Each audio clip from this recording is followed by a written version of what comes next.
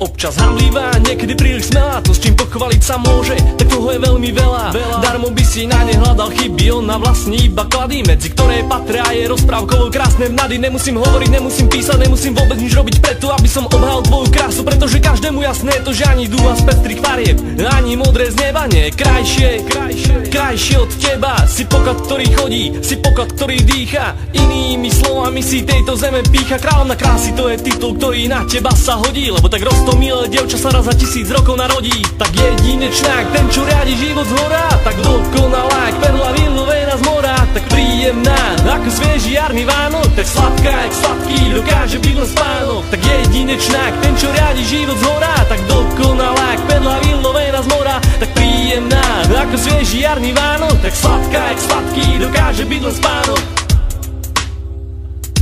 Práve teraz je ten čas povedať celú pravdu holú, že spokojný som iba vtedy, keď kráčame spolu. A keď kráčame mestom, sám mám pocit, jak keby som stál, jak keby sa v sekunde zo mňa stal samotný král. Ja ťa potrebujem cítiť stále viac a viac, v predstavách mojich ležíš na havraji, no pravdu povediac pri tebe raj vyzerá všedne ako každodenná práca. Preto ktorékoľvek dievča pri tebe šancu uspieť stráca. Ja som chlapec a ty si dievča hravé, moje city k tebe sú skutočne práve.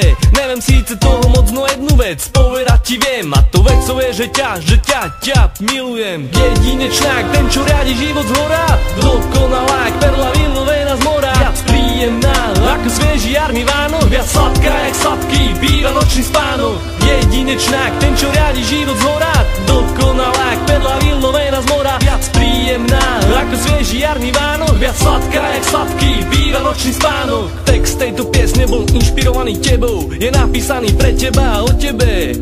Nepísala ho ruka, no napísala ho duša, adresátový meno Mulinka.